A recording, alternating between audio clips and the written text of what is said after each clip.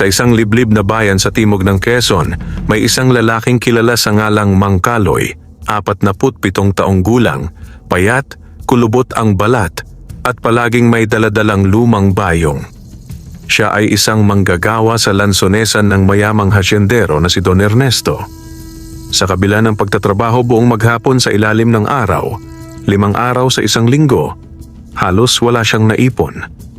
Kadalasan ang kanyang kinikita ay napupunta sa bigas, kape, asin, at kaunting ulam para sa asawa niyang si Aling Rosa at sa kanyang 2 anak na maliliit pa, sina Nene at Boyet. Kaloy, ikaw na naman ang pinakahuling umalis sa bukid. Bati ng kapwa niyang trabahador na si Lando habang nag-aayos ng kanyang kalabaw pa uwi. Naiwan pa kasi akong magpulot ng mga nahulog na prutas. Sayang din yon, baka may maisalba pa. Sagot ni Kaloy habang kinukuskos ang putik sa kanyang tsinelas. Ngunit ang totoo, may isa siyang kinahuhumalingan. Isang punong lansones sa dulo ng bakuran ng hasyenda. Ito'y tila hindi pinapansin ng ibang manggagawa.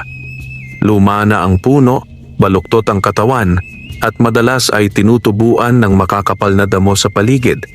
Pero sa bawat pagdaan ni Mang Kaloy dito, napapansin niyang may ilang prutas na tila mas makinang kaysa sa iba. Kulay malaginto, parang pinahiran ng pulot at kumikinang kapag nasisinagan ng araw. Noong araw na iyon, huli na siyang umuwi. Habang sinusulyapan ang matandang punong iyon, may kakaiba siyang naamoy. Isang matamis na halimuyak ng hinog na prutas na parang humihila sa kanya papalapit. Lumapit siya sa puno. Sa ilalim ng anino nito, may isang kumpol ng lansones na hindi pa niya nakikita kailanman.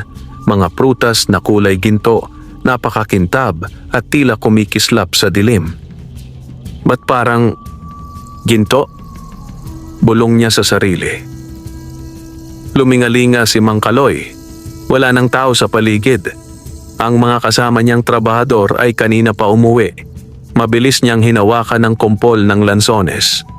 Mainit-init ito sa kanyang palad at tila may kakaibang enerhiya na dumaos-dos sa kanyang mga daliri paakyat sa kanyang katawan.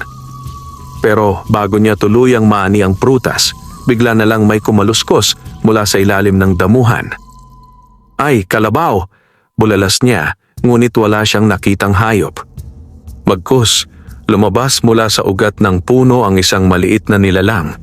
Mga isang talampakan ng taas, may mahabang balbas, pulang sombrero at nangingislap na berdeng mata. Isa itong duwende. Hoy! Sigaw ng maliit na boses. Yan ay hindi basta-basta. Bawal kuhanin kung walang pahintulot. Napatigil si Mang Kaloy. Hindi niya alam kung tatakbo o hihimatayin. Pasensya na po. Di ko alam. Akala ko po, nanginginig niyang sagot. Tumingin sa kanya ang duwende. Hindi mo ba alam na ang lansones na yan ay may taglay na gintong biyaya? Ngunit hindi para sa mga sakim. Hindi para sa mga tamad. Hindi rin para sa mga abusado. Napaluhod si Kaloy, halos mangiyak-ngiyak sa kaba. Hindi po ako sakim. Magsasaka po ako. Mahirap lang. Gusto ko lang sanang matikman para sa mga anak ko. Tahimik ang duwende. Ilang sandaling pinanood si Kaloy. Wika nito. Pagbibigyan kita. Pero tandaan mo, Kaloy, ito ay pagsubok. Ang bunga ng punong ito ay nagbibigay ng ginto, ngunit may kapalit. At hindi lahat ay dapat mong kunin. Isa lamang sa bawat araw. Kapag sumobra ka, may masamang kapalit. Unti-unting lumubog ang duwende sa ilalim ng lupa at nawala na lamang na parang bula. Hindi makapaniwala si Kaloy. Nanginginig pa rin ang kanyang tuhod habang hawak ang isang gintong lansones. Nang makauwi siya sa bahay, isinilid niya ang lansones sa isang bilao. Sa gabing iyon, habang nagkakape silang mag-anak, iniabot niya ang prutas kay Aling Rosa. Ano ito, tay? Tanong ni Boyet. Lansones, subukan nyo. Pagkakagat ni Aling Rosa, napakurap siya. Ang tamis, parang pulot. Kinabukasan, paggising ni Mang Kaloy, may natagpuan siyang supot ng gintong baryang kumikislap sa tabi ng kanilang lumang bangko. Ang balat ng lansones ay wala na roon. Napatda siya. Ginto? Galing sa lansones? Napaupo siya. Sumagi sa isip niya ang sinabi ng duwende. Isa lamang sa bawat araw. Kapag sumobra ka, may masamang kapalit. Ngunit ano nga ba ang magiging kapalit? At hanggang kailan tatagal ang ginto? Simula ng araw na iyon, naging kakaiba na ang takbo ng buhay ni Mang Kaloy. Araw-araw, bago siya umuwi mula sa lansonesan, dumadaan siya sa matandang punong lansones at gaya ng bilin ng duwende, isa lamang ang kanyang kinukuha, isang gintong lansones bawat araw. Sa bawat kagat ng kanyang pamilya sa prutas, kinabukasan ay may lilitaw na supot ng gintong baryang may kakaibang kinang parang ginto ngunit mas magaan at tila buhay ang liwanag nito. Hindi niya ito sinasabi kahit kanino, maging kay Aling Rosa. Ang alam lang ng kanyang asawa ay may dumadating na swerte at akalay ito'y mga tinatanggap niyang bonus sa trabaho. Sa umpisa, ang mga baryang ito ay inilagay ni Kaloy sa isang lumang kahon sa ilalim ng kama. Ngunit habang lumilipas ang mga linggo, parami na ito na parami. Napilitan siyang gumawa ng tagong hukay sa likod ng kanilang barong-barong sa lilim ng punong mangga at doon niya ibinaon ang gintong yaman. Isang buwan ang lumipas. Nagbago ang anyo ng kanilang bahay. Sa halip na kawayan at lumang yero, nagpatayo si Kaloy ng bahay na konkreto. May bagong bubong, sahig, at pinakabago sa lahat, may simento na ang palikuran nila. Abay Kaloy, anong himalat parang tumama ka sa loto? Biro ni Kapitan Tibo habang dumadaan sa tapat ng kanilang bahay. Sinwerte lang po, Kap. Medyo nadagdagan po ang trabaho sa lansonesan. Palusot niya, sabay ngiti. Ngunit hindi lingid sa mga mata ng ilang taga-baryo ang unti-unting pag-angat ng buhay ni Kaloy. May ilan na nagsisimula ng magtanong, lalo na si Mang Sebio, ang matagal ng inggiterong kapitbahay na dating sabungero at lasenggo. May tinatagong sikreto ang Kaloy na yan, ani ni Sebio sa kanyang asawa. Hindi yan galing sa trabahong lansones. Ako, ilang taon ding nagtrabaho sa hasyenda, kahit piso, wala akong naipundar. Samantala, sa lansonesan, dumami na rin ang kanyang dalang pananghalian at paminsan-minsan ay namimigay pa siya ng pandesal at kape sa mga kapwa-trabahador. Ngunit hindi niya binanggit kailanman ang duwende o ang puno ng lansones na ginto. Isang araw, habang naglalakad pa uwi at papalapit na sa punong lansones, may napansin siyang kakaiba. Walang ginintuang bunga ang puno. Bakit wala? Kahapon meron pa. Bulong niya sa sarili. Bigla, mula sa likod ng puno, lumitaw muli ang duwendeng may pulang sombrero. Ngunit ngayon, mas seryoso ang mukha nito at tila mas matanda. Huwag kang maging kampante, Kaloy, wika ng duwende. Hindi habang panahon ay palaging may bunga ang puno. Darating ang panahon na titigil ito. Ngunit kung magpapatuloy kang tapat at hindi sakim, maaaring tumagal pa. Napalunok si Kaloy. Pasensya na po, wala akong balak abusuhin. Tapat po akong sumusunod sa bilin nyo, isa lamang sa bawat araw. Tinitigan siya ng duwende. Kaya nga narito pa rin ako. Ngunit may mga matang nakatingin na sayo. Mag-ingat ka, Kaloy. May mga taong hindi marunong matuwa sa tagumpay ng iba. At biglang nawala muli ang duwende, tulad ng dati. Habang naglalatag ng hapunan, napansin ni Kaloy na tila may sumusubaybay sa kanila. Ang kanyang alagang aso ay panay ang tahol at may ingay ng mga yabag sa likod ng bahay.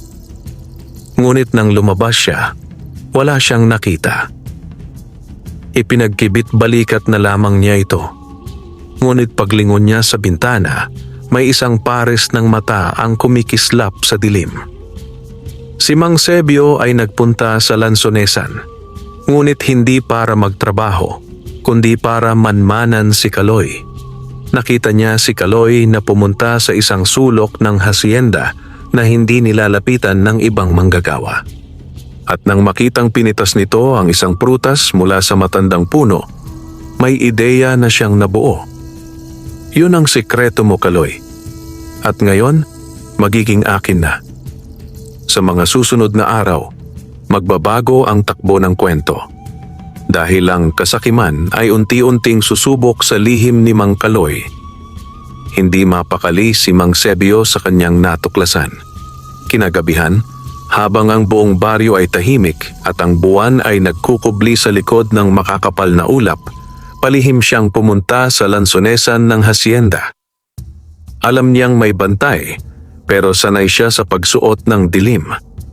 Ilang beses na rin siyang nagpuslit ng manok mula sa sabungan, kaya ang paglusot sa mga bakod at damuhan ay pamilyar na sa kanya. Nang marating niya ang matandang punong lansones, napangiwi siya. Eto nga, tong puno na to, wala ngang dating, pero dito siya laging pumupunta. Sinuri niya ang mga sanga. Wala siyang makita. Ngunit paglingon niya sa likod ng punong baluktot, may kumpol ng prutas na kumikislap, tila dinidilaan ng liwanag ng buwan. Totoo nga, bulong niya, habang tumutulo ang laway sa pananabik. Hinawakan niya agad ang 2 gintong lansones, sabay tanggal at isinilid sa bulsa. Ngunit nang tumalikod na siya para tumakas, biglang lumamig ang hangin. Humihip ba ang hangin o may ibang presensya? Tanong niya sa sarili habang kumakabog ang dibdib. At bigla, sumara ang mga sanga ng puno sa likuran niya. Napahiyaw si Mang Sebio. Ano to? Sa harap niya, unti-unting umangat ang lupa. Mula roon, lumabas ang duwendeng pulang sombrero, ngunit ngayon ay may kasamang 3 duwende pa, mas matanda at may hawak na tungkod. Binalaan na kita, Kaloy, sabi ng isa sa mga duwende. Mababa ang tinig, parang nagmumula sa ilalim ng lupa. Pero ikaw, hindi ikaw si Kaloy. Napaatras si Mang Sebio. Pasensya na, pakiusap, isa sa uli ko ang prutas. Hindi ganyan ang kalakaran sa Kim, sabi ng pinakamatandang duwende habang itinutok ang tungkod sa kanya. Ang prutas na ito ay may bantay. Hindi ito para sa mga magnanakaw. At higit sa lahat, hindi ito para sa mga pusong marumi. Nang itaas ng duwende ang tungkod, kumislap ito ng berde. Bigla, parang lumubog sa lupa ang mga paa ni Sebio at hindi siya makagalaw. Parusa ay hindi kamatayan, kundi pagkagutom sa kabila ng kabusugan. Sa isang kisap mata, nawala ang mga duwende. Nawala rin ang mga gintong lansones sa kanyang bulsa. Naiwan siyang pawisan, nanginginig at wala na ang tinig niya. Sebio! Oy Sebio! Tawag ni Kapitan Tibo habang papalapit sa bahay ng matandang sabungero. Nakita nilang nakatunganga lang si Sebio sa harap ng kanyang bahay. Hawak ang tiyan at panay ang turo sa bunganga niya, hindi makapagsalita. Tsk, nilagnat na yata ito. O baka naman sinapian, bulong ng mga tao. Dinala siya sa albularyo. Ngunit kahit ano ang gawin, hindi bumubuka ang bibig ni Sebio. Panay pa rin ang turo sa kanyang tiyan na parang gutom na gutom, ngunit hindi siya makakain. Tuwing sinusubukan niyang isubo ang pagkain, parang nawawala ito sa kanyang bibig, natutunaw sa hangin. Hindi niya alam ang nangyari kay Sebio. Patuloy pa rin siyang pumupunta sa lansonesan. Ngunit may kakaibang napansin ng araw na yon. Mas kumikislap ang bunga kaysa dati. Sa ilalim ng puno, muli siyang hinarap ng duwende. Mabuti at nanatili kang tapat, Kaloy. Kaya't sa iyo pa rin patuloy na ibinibigay ang biyaya. Ngumiti siya, sabay tanong. Pero, may nakita po ba kayong ibang pumunta rito kagabi? Tumango ang duwende ngunit hindi nagsalita. Sa halip, tinuro nito ang langit. kung saan may lumilipad na itim na uwak. Ang kasakiman ay hindi natatapos sa isa. Wika ng duwende. Mag-ingat ka, Kaloy. Lalong lalakas ang tukso kapag dumami ang yaman mo. Pagkatapos nun, naglaho uli ang duwende. Sa bahay, masaya na ang pamilya ni Kaloy. Nakabili na siya ng kaunting manukan at si Aling Rosa ay may maliit na tindahan sa tapat ng bahay. Nakapag-aral na rin sa maayos na eskwelahan si Nene at Boyet. Ngunit kahit unti-unti nang umaangat ang buhay nila, nananatili pa rin sa isip ni Kaloy ang babala ng duwende. Napagtanto niyang ang tunay na pagsubok ay hindi ang kahirapan, kundi ang pagtukso ng kayamanan. Sa mga susunod na araw, hindi lang isa, kundi 3, 5 at 6 pa ang makakatuklas sa gintong bunga. At dito na magsisimula ang paglalaban ng kabutihan at kasakiman. Habang patuloy na umaangat ang buhay ni Mang Kaloy, unti-unti namang naglalapit sa kanya ang tukso, kasakiman at inggit ng mga taong matagal nang nagtatanim ng pagdududa. Kahit anong sikap niyang maging simple, hindi na may tatanggi ang malaking pagbabago sa kanyang pamumuhay. Bago, sementadong bahay, may maliit na manukan. Nakabike na si Nene papuntang paaralan. Si Boyet ay laging may bagong tsinelas. Si Aling Rosa? May tindahang puno ng kape, biskwit at delata. Hindi to basta swerte lang, bulong ng ilang kabaryo. Imposibleng galing lang yan sa pagiging trabahador sa Lansonesan. At sa gitna ng lahat ng pag-uusisa, may isang lalaking tahimik ngunit mapagmasid, si Gardo, isang dating tauhan ni Don Ernesto na natanggal sa trabaho dahil sa pagiging tamad at palainom.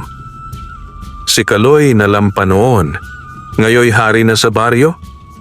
Usal niya habang pinagmamasdan si Kaloy mula sa likod ng nyugan. Hindi ako naniniwala. May tinatago yan at makukuha ko rin yan. Sa dilim, 3 anino ang gumalaw patungo sa Lansonesan. Si Gardo, kasama ang 2 pang kasabwat, si Baloy at Domeng, parehong mga batak sa bisyo at walang permanenteng hanap buhay. Dito daw yon sa dulong puno, bulong ni Gardo. Dumating sila sa harap ng matandang punong lansones. Madilim ngunit kakaiba ang amoy sa paligid. Tila bango na mabigat sa dibdib, halong matamis at bulok na prutas. Nanginginig si Baloy. Sigurado ka ba dito? Parang may masamang espiritu sa paligid, Gardo. Bahala ka kung gusto mong manatiling gutom at pulubi habang si Kaloy nagpapakasarap. Hinawakan ni Gardo ang isang kumpol ng gintong lansones. Hindi lang isa ang kinuha niya, 3. Sinundan siya ni Baloy at Domeng. Bawat isa'y kumukuha rin ng kahit tig-2. Tuwang-tuwa silang 3 habang palihim na tumatakbo palayo sa lugar. Ngunit sa di nila alam, mula sa likod ng mga sanga, may nagmamasid. Ano na? May nangyaring milagro? Tanong ni Gardo sa sarili habang binubuksan ang kanyang lumang baul. Ngunit sa halip na ginto, isang bungkos ng bulok na prutas na puno ng uod ang bumungad sa kanya. Mabilis siyang napatras. Anong klaseng sumpa ito? Sa bahay naman ni Baloy, bigla na lang tumirik ang mata nito habang kumakain ng lugaw. Napatid ang hininga. Nang tingnan ng asawa ang lugaw, may nakita itong giniling na uod na nangingisay. Si Domeng, nagising kinabukasan na wala ang kanyang anino. Kahit saan siya tumayo, sa araw, sa ilaw, sa apoy, wala siyang refleksyon, wala siyang anino. At unti-unting nawawalan siya ng katawan, parang nagiging hangin. Sa umaga ring iyon, nagpunta siyang muli sa punong lansones. Ngunit ngayon, may nakita siyang kakaiba. Nasunog ang ilang bahagi ng puno. Tila ba may puwersang masama na dumaan dito. Muli, lumitaw ang duwende. Kaloy, may mga lumabag na naman sa aming kautusan. Ang 3 sumubok magnakaw kagabi ay pinarusahan na. Patawad po, hindi ko sila kayang pigilan. Hindi ko rin po sila binanggit sa inyo. Nahihiyang sagot ni Kaloy. Ang lihim na ito, Kaloy, ay hindi lang para sa iyo. Isa itong pagsubok ng puso. Sa bawat yumayaman, may palaging mga mata na nakamasid. At hindi lahat ay mapagkumbaba. Tumango si Kaloy. Gagawin ko ang lahat para manatiling tapat. Ngumiti ang duwende. Simula ngayon, Kaloy, magkakaroon ka ng 3 panaginip na gagabay sa iyo. Isa para sa pag-iingat, isa para sa paggabay, at isa para sa huling pagpili. Pagpili? Tanong ni Kaloy. Dahil darating ang panahon na pipiliin mong iwan ang kayamanang ito o manatili habang buhay na may kasamang mabigat na kapalit. Sa unang panaginip, nakita ni Kaloy ang kanyang sarili sa gitna ng apoy. Sa paligid niya, sunog ang lansonesan at mga nilalang na walang mukha ang nagtutulak sa kanya patungo sa apoy. Isang matandang duwende ang lumitaw sa panaginip at nagsabi, "Bantayan mo ang apoy. Ang apoy ay kasakiman, at ang kasakiman ay nakakahawa." Pagkagising niya, pawis na pawis si Kaloy. Hindi niya alam kung anong mangyayari sa mga susunod na araw, pero alam niyang may paparating na mas malaking tukso. Kinabukasan, kahit masama ang pakiramdam dahil sa masamang panaginip, pilit pa ring pumasok si Mang Kaloy sa trabaho. Ngunit nang marating niya ang lansonesan, tila may kakaibang lamig sa paligid. Ang langit ay kulay abuhin at ang hangin ay malamig kahit tag-araw. Paglapit niya sa punong lansones, wala itong bunga, patay ang paligid, at kahit ang mga damo ay parang tuyot. Doon, sa anino ng puno, muling lumitaw ang duwende. "Kaloy, isa na namang panaginip ang darating ngayong gabi. Ito ay panaginip ng gabay. Ngunit bago iyon, may bagong panganib na paparating." Babala ng duwende. "Panganib? Anong klasing panganib?" Tanong ni Kaloy, kabado. May isang nilalang na matagal nang naglalakbay mula sa ibang bayan, isang mangkukulam na humahanap ng kakaibang uri ng kapangyarihan. Amoy niya ang ginto ng aming prutas at hindi siya tulad ng mga ordinaryong tao. Nanlamig si Kaloy. Mangkukulam? Totoo nga ang kasabihang kapag dumami ang yaman, dumarami rin ang kaaway. Sa ibang baryo. Sa isang masukal na kagubatan sa kabilang bayan, isang matandang babae na kuba, may mahabang puting buhok at balat na parang uling, ang nakaupo sa harap ng naglalagablab na apoy. Sa harap niya ay isang palayok na puno ng pulang likido at mga ugat ng halaman. Sa paligid ng kanyang kubo, may nakasabit na mga balat ng ahas, tuyong palaka, at pugot na ulo ng manok. Amoy ko ang ginto. Amoy ko ang kapangyarihang nanggaling sa lupa. Bulong niya habang nilalamas ang laman ng prutas na galing sa lansonesan.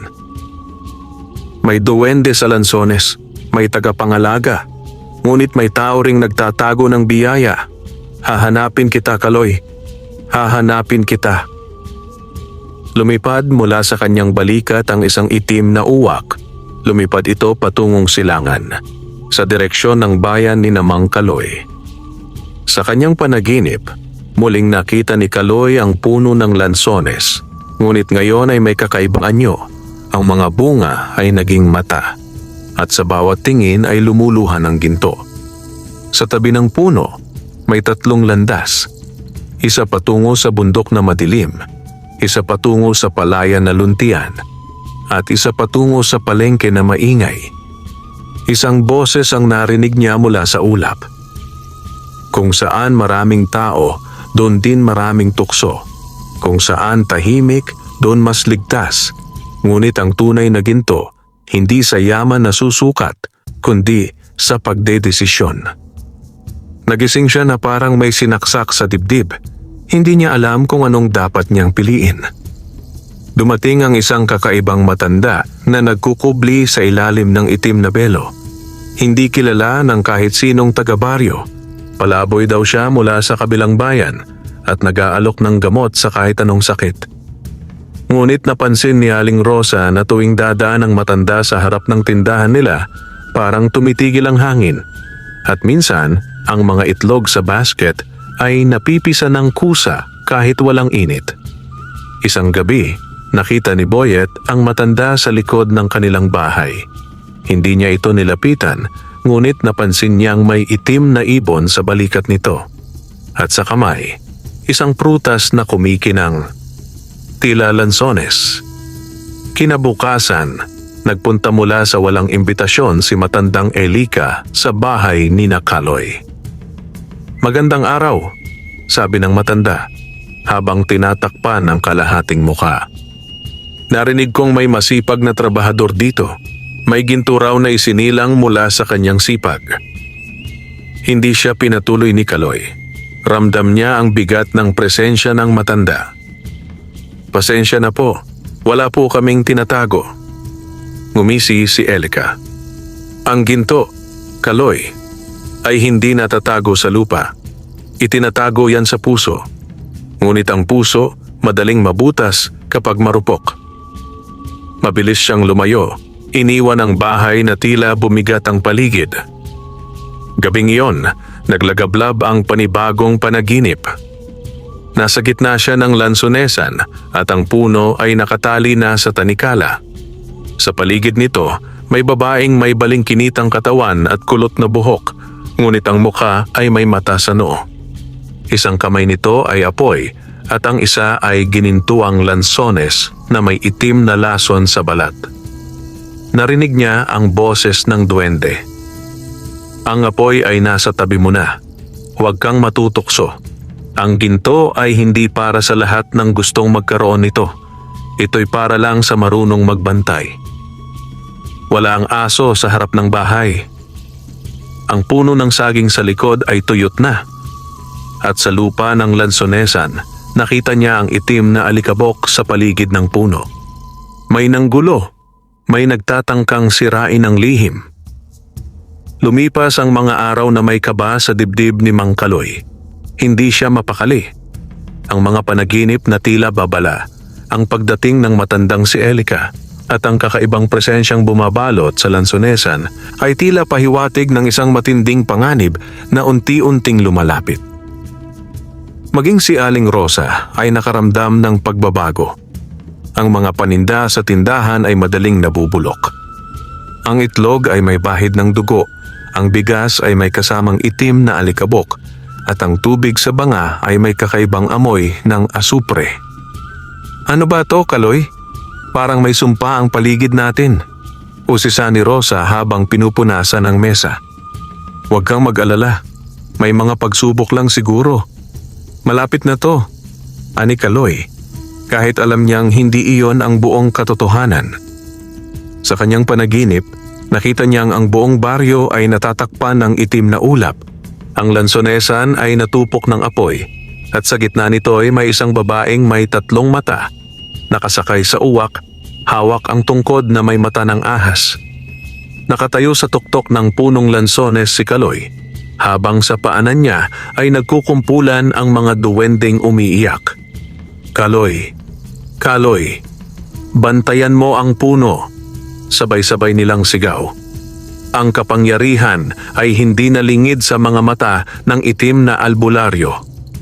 Pagkagising ni Kaloy, buong katawan niya ay pawis na pawis. Hindi siya makahinga ng ilang sandali.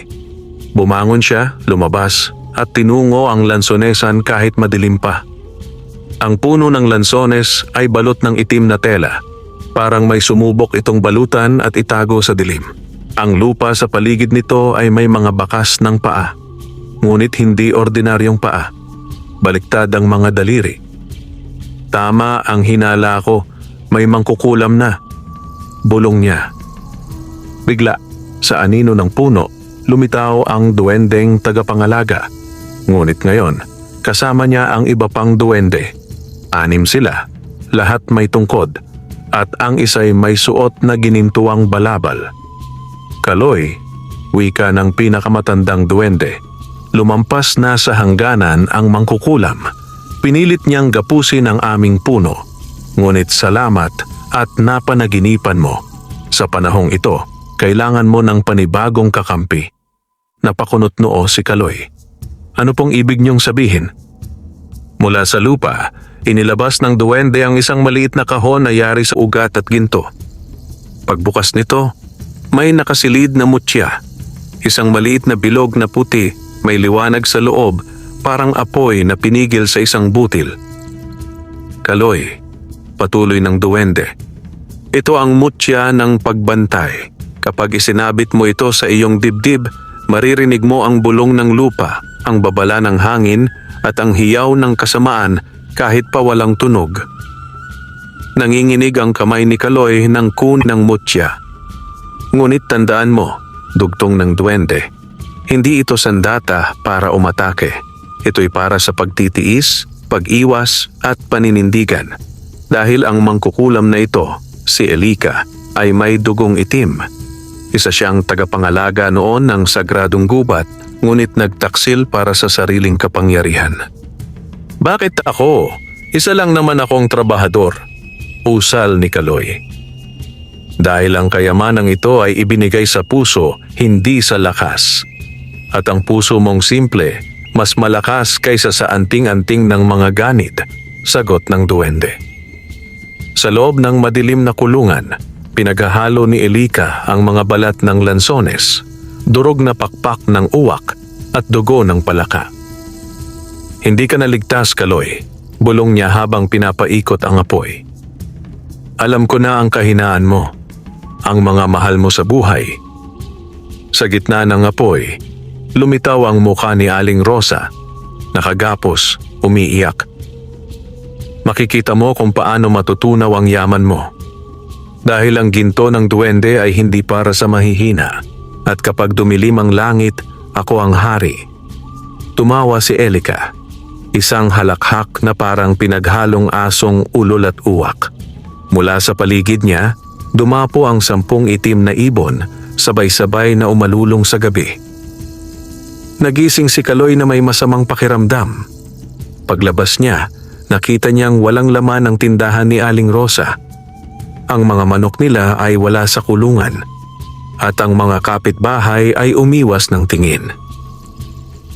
Kaloy, sabi ni Kapitan Tibo. May nagsumbong. Tinangay daw ng espiritu si Rosa kagabi. Tinala sa bundok.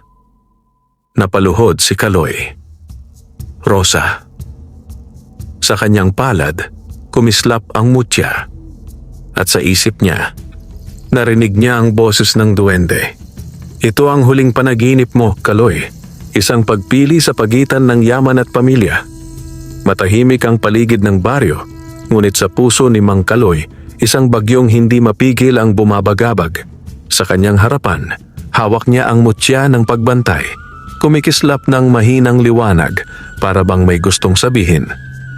Rosa. Mahinang usal niya, hawak ang bandana ng asawa na naiwan sa labas ng kubo. Hindi na siya nag-aksaya ng oras. Bit-bit ang maliit na supot ng asin, isang kutsilyong gawa sa punong santol na pinahasa sa albularyo sa kabilang baryo, at ang mutya, tinungo niya ang gubat sa likod ng lansonesan, ang kagubatang pinamumugaran ng mga nilalang na hindi basta-basta nilalapitan. Habang lumalalim ang gabi at papasok na siya sa gubat, biglang nagiba ang ihip ng hangin. Ang mga dahon ay tila bumubulong sa kanya. Sa paglalakad niya, napansin niyang hindi na niya naririnig ang kanyang sariling hakbang. Tila sinasakmal ng dilim ang bawat ingay. Biglang lumiwanag ang mutya sa kanyang dibdib. Kumislap ito at lumutang sa hangin, tila gumagabay. Kaloy, narinig niya ang tinig ng duwendeng tagapangalaga. Papasok ka na sa gubat ng Inublab, ang dating paraiso ng aming angkan. Ngunit simula nang siya, ang itim na albularyo, ay nagtaksil. Ito'y naging lugar ng panganib. Ngunit huwag kang mag-alala, may maghihintay sa iyo. Sa nilakaran ni Kaloy, napansin niyang may mga ukit sa lupa. Mga simbolo ng duwende, paikot, may mata sa gitna. Hindi niya alam kung ano ito, pero ang mutya ay tila gumagalaw kapag lumalapit siya sa ukit. Sa bawat hakbang, may mga alaala siyang bumabalik. Ang hirap ng buhay, ang gutom sa lansangan, ang pagsisikap nilang mag-asawa, ang simpleng pangarap na mabuhay lang ng payapa. Hindi ko kailangan ng ginto, bulong niya. Ang mahalaga, buhay si Rosa. Sa kalagitnaan ng gubat, hinarang siya ng 2 duwende na may suot na baluti at may hawak na sibat na yari sa matitigas na ugat ng punong balete. Sino ka? At bakit ka naririto sa banal na gubat ng mga duwende? Sigaw ng isa. Hindi umatras si Kaloy. Ako po si Kaloy, ang inatasang tagapangalaga ng malagintong lansones. Kinuha po si Rosa ng isang masamang nilalang. Nakiusap po ako. Tulungan ninyo akong makatawid. Sandaling nagtitigan ng 2 gwardya. Pagkatapos, nagpalitan ng hudyat gamit ang ilaw mula sa kanilang tungkod. Mula sa lupa, lumitaw ang isang bilog na daanan, parang balon na yari sa ugat ng mga puno. Ito ang daan papasok sa bahay Alapaap. Doon mo matatagpuan ang matandang tagapayo na sila Kantago, ang tanging makatutulong sa iyo upang malusutan ang kulam ni Elika. Pagpasok sa loob ng bahay Alapaap, isang liwanag ang bumalot kay Kaloy. Doon niya nakita ang isang matandang duwende na mahaba ang balbas at may puting mata. Hindi ito bulag, bagkus nakikita nito ang mga bagay na hindi kayang abutin ng karaniwang paningin. Ikaw ang pinili, wika nila Kantago. Ngunit hindi ka makararating sa kulungan ni Elika kung wala kang dalang puso ng puno. Ano po iyon? Ito ay bunga ng punong lansones na pinatubo mula sa luha ng duwende. Isa lang ang ganoon sa buong kagubatan. Nasa gitna ng sigalot na punlaan, isang lugar na may naglalaban-labang nilalang ng liwanag at dilim. Kailangan mong kunin iyon kung gusto mong buksan ang kulungan ni Rosa. Hindi nagdalawang isip si Kaloy. Gagawin ko. Binigyan siya nila Kantago ng pantakip sa mata na yari sa balat ng lumang uwak. Ito ay para di ka maloko ng mga nilalang na nagaanyong mahal mo. Ang sigalot na punlaan ay parang paraiso at impyerno sa isang lugar. May bahagi itong maliwanag, puno ng bulaklak at himig ng hangin.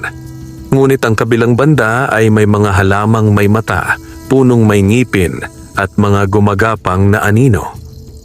Habang naglalakad si Kaloy, may narinig siyang tinig. Kaloy, mahal ko. Tulungan mo ako. Si Rosa. Lumingon siya. Sa harapan niya ay si Rosa, nakangiti, may luha sa mata. Ngunit naalala niya ang sabi nila Kantago. Mabilis niyang sinuot ang pantakip sa mata.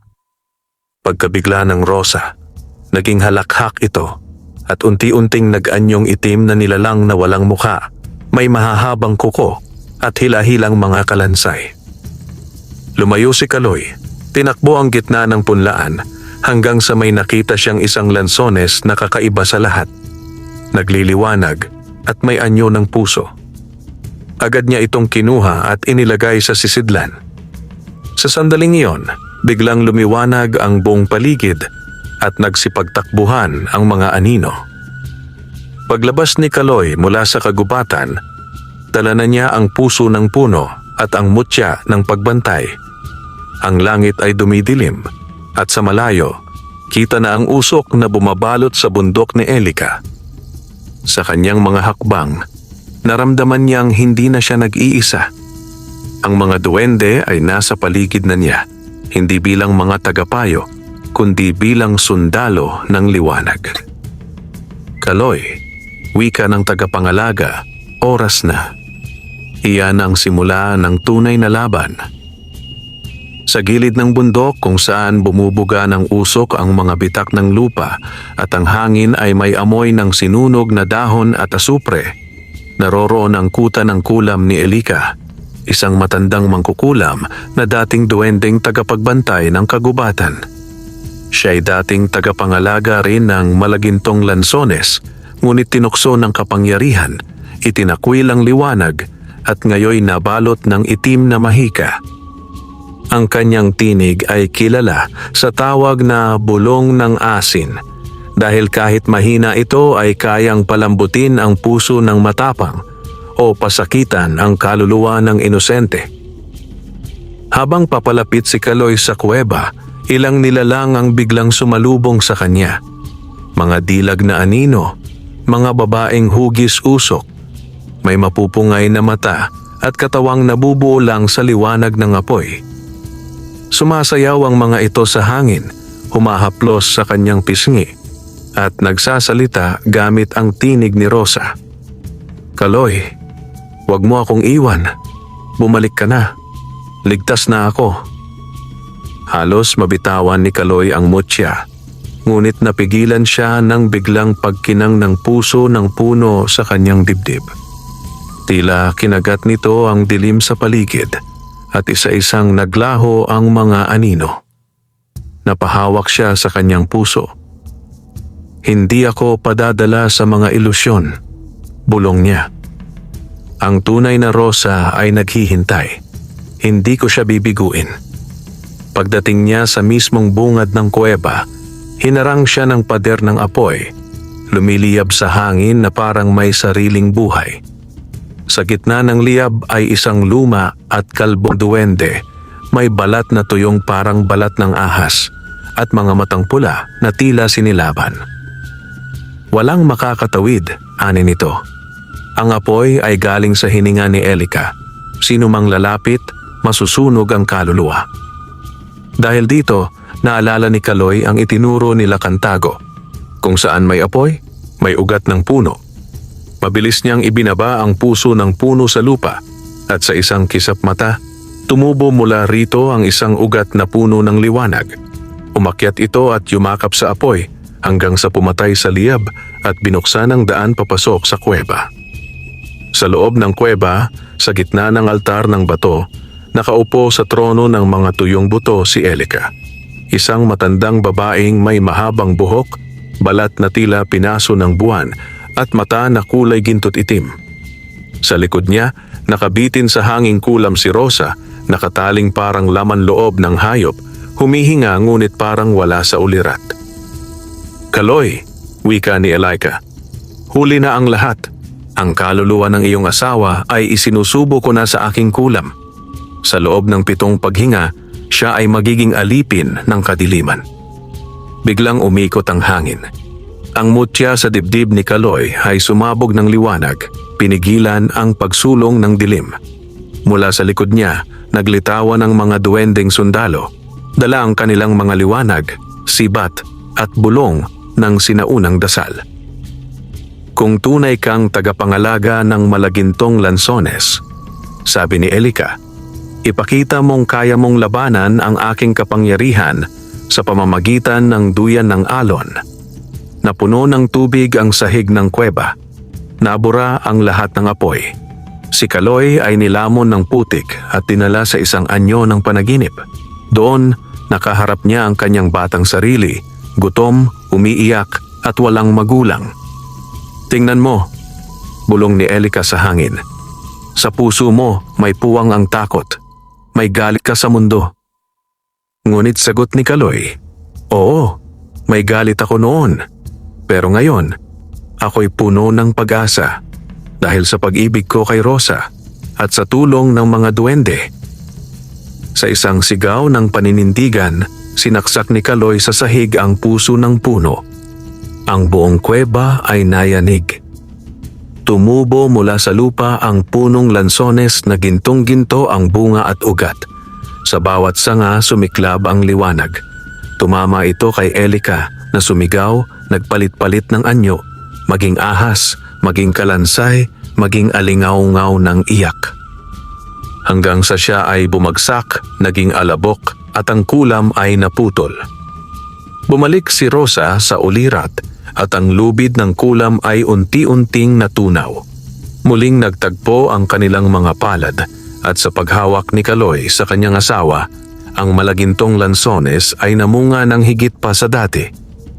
Tumubo ito sa gitna ng kuweba ni Elika at ang mga duwende ay lumuhod. Ngayong wala na si Elika, wika ng tagapangalaga, ikaw na ang magiging tunay na bantay ng lansones, tagapagpanatili ng balanse at ng kapayapaan sa pagitan ng mundo ng tao at ng mga nilalang. Makaraan ang tagumpay sa kuweba ni Elika, bumaba si Kaloy mula sa bundok, bitbit si Rosa, muling buhay at ligtas, at dala rin ang isang bunga ng malagintong lansones na ngayon ay may kakaibang liwanag.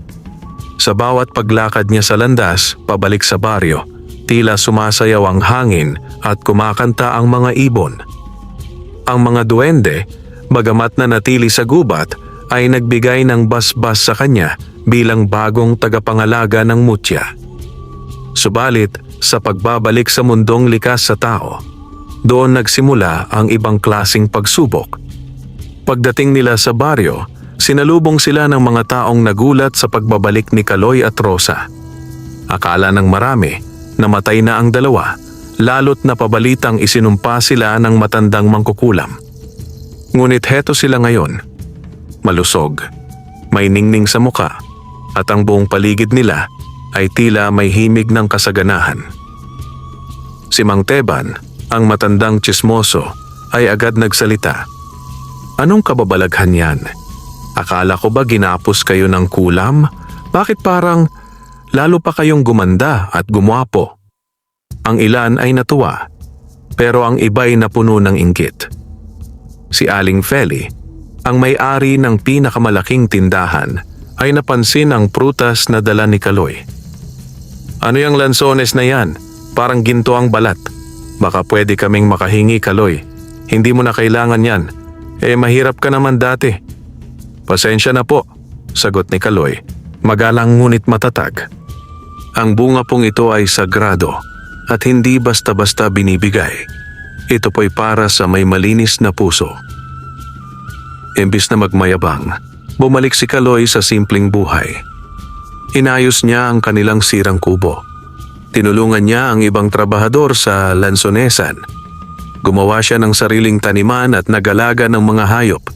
Ngunit lingid sa kaalaman ng karamihan, bawat buto ng lansones na kanyang itinanim ay nagkakaroon ng liwanag at ang lupa sa paligid nito'y biglang bumabalik ang kasaganahan. Mula sa patay na lupa ay muling tumubo ang mga masustansyang pananim. Bumalik ang sariwang tubig sa kanilang sapa. Dumami ang mga isda. Ang mga inang dating baog ay biglang nabuntis. May himala. Hindi nakaligtas sa mata ng mga makapangyarihan sa baryo ang lahat ng ito. Lalong-lalo na si Kegeden Kapitan Hermano, ang may-ari ng malalawak na lupain at palaging pinagmumulan ng utang ng mga mahihirap. Pinatawag niya sa munisipyo si Kaloy. Kaloy, wika niya habang sinusulyapan ng lansones na dala ng binata. Alam mo bang ayon sa bagong ordinansa, ang mga kakaibang prutas tulad niyan ay dapat munang isailalim sa pagsusuri ng pamahalaan? Baka may masamang dulot yan sa kalusugan. Ibigay mo na yan sa amin. Pasensya na po, Kapitan. Pero hindi ito basta prutas lang. Isa po itong biyaya. Hindi po ito para sa kapangyarihan, kundi para sa paggaling ng mundo. Nangiti ng mapait si Kapitan Hermano. Ayaw mong sumunod sa batas, ha? Tingnan natin kung paano ka mabubuhay dyan. Kinagabihan, ilang mga lalaking may takip sa mukha ang nagtungo sa kubo ni Kaloy. Pinagtataga nila ang mga lansones, sinunog ang palayan, at tinangkang agawin ang bunga ng malagintong lansones.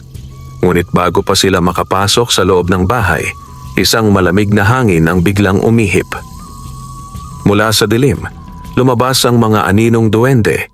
Hindi lang sina Pico at Sirit, kundi ang buong angkan ng mga tagabantay ng kagubatan. Sa isang kisap mata, naglaho ang mga tulisan, natapon pabalik sa bayan, hubot-hubad, at may mga gintong lansones na tumubo sa kanilang mga puwit bilang tanda ng kanilang kasakiman. Kinabukasan, nagtipon ang mga tao sa harap ng kubo ni Kaloy. Hindi na siya pinaghinalaan o pinagtawanan. Humingi ng tawad si Aling Feli, si Mang Teban, at maging si Kapitan Hermano ay napilitang yumuko at kilalanin ang bagong tagapagpagaling ng baryo. Hindi naging mayabang si Kaloy. Sa halip, isinama niya ang mga taga-baryo sa pag-aalaga ng kagubatan. Itinuro niya ang tamang pag-aalaga sa lupa, ang respeto sa mga nilalang ng kalikasan, at ang halaga ng pagkakaisa.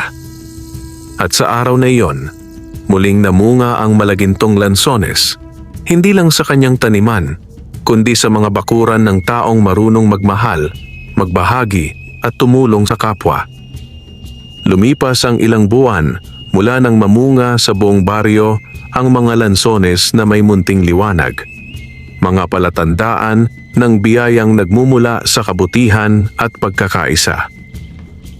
Sa ilalim ng anino ng mga punong lansones, nagsimula ang bagong kasaysayan ng baryo. May pagkain na sa bawat mesa, may ngiti sa bawat mukha, at ang dating kahirapan ay napalitan ng pag-asa. Ngunit hindi magtatagal ang katahimikan. May mga bulong sa kagubatan. May kilusang naghahanap ng kapangyarihang tinatanggihan ni Kaloy. Isang dapit hapon, dumating ang isang grupo ng mga dayong naghahanap ng mahiwagang prutas. Mula sila sa karatig bayan, mga negosyanteng may kasamang mga armadong tauhan at may bitbit na makinaryang panukat, mga metal detector at dokumentong peke na nagsasabing kanila ang lupang kinalalagyan ng gubat ng duwende. Ayon sa dokumentong ito, sabi ng kanilang pinuno, si Don Victoriano, ang kagubatan ay pagmamay-ari ng aming kumpanya. Kailangan naming itumba ang mga punong yan para sa isang malaking proyekto, isang resort na kikita para sa buong lalawigan. Hindi yan proyekto para sa bayan, sagot ni Kaloy, kundi para sa sarili ninyong bulsa. Wala kayong karapatang sirain ang kagubatan. Diyan naninirahan ng mga duwende at diyan rin nanggagaling ang ginto ng buhay. Nagnggit-ngit si Don Victoriano. Kung ayaw mong umalis, gigibain ka namin. Sa gabing iyon, nagtipon si Kaloy, Rosa at ang mga matatanda ng baryo. Alam nilang hindi sapat ang sandata o batas para ipagtanggol ang kagubatan. Sa gitna ng dilim, muling lumitaw si Pico, ang duwending kaibigan. Ngayon ay nakasuot ng ginintuang balabal, tanda ng mas mataas na kapangyarihan. Kaloy, wika ni Pico, darating ang oras ng pagsubok. Ngunit ngayon, ikaw ay isa na sa amin. Isa ka ng tagapagbantay. Ngunit kailangan nating pumili ng isa pa, ang magiging tagapagmana ng huling bunga ng Malagintong Lanzones. Nagtipon ang mga taga-baryo sa paanan ng punong lansones. Mula sa itaas, isang kakaibang bunga ang dahan-dahang nalaglag sa kamay ni Kaloy. Kumikinang ito ng bughaw at ginto. Isa lang ang magiging tagapagdala nito, ang bagong magtatanggol ng kabutihan. Tiningnan ni Kaloy ang paligid. Nandoon si Mang Isko, si Aling Feli, ang mga batang tumutulong sa sakahan, ang mga dating tamad na ngayoy masipag ng nagtatanim. Ngunit sa kanyang harapan ay lumapit ang isang batang lalaki, mga 10 taong gulang, nakayapak at may dalang maliit na itak sa baywang. Ako po si Nonoy, wika ng bata. Gusto ko pong maging tulad mo. Hindi na po ako natatakot sa duwende. Tinutulungan ko na po sila. Napangiti si Kaloy. Nonoy, sa puso mo ay walang kasakiman. Sa murang edad, naunawaan mo na ang halaga ng pag-aalaga sa kapwa at sa kalikasan. Hawakan mo ang bunga. At sa sandaling iyon, kumislap ang lansones sa kamay ni Nonoy. Naghiyawan ang mga duwende mula sa lilim ng punong kahoy. Ang buong baryo ay napatda. Isang bagong tagapangalaga ay isinilang. Kinabukasan, dumating ang mga bulldozer ni Don Victoriano.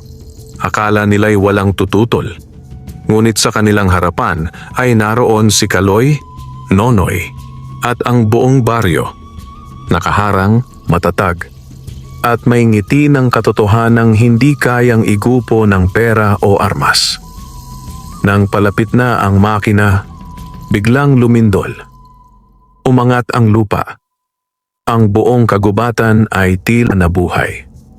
Mula sa mga punong lansones ay lumabas ang liwanag. Tumigil ang mga makina. Ang mga gulong ay nalunod sa putik.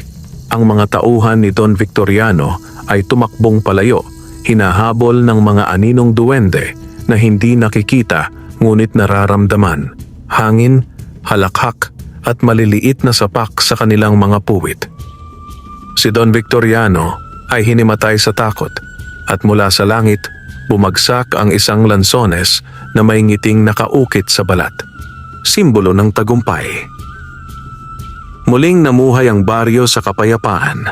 Si Kaloy ay naging tagapagturo ng kabataan. Si Rosa ay nagtayo ng maliit na paaralan sa ilalim ng mga punong lansones. Si Nonoy naman ay lumaki bilang bantay ng ginto, mapagpakumbaba, matatag, at may lihim na kapangyarihan.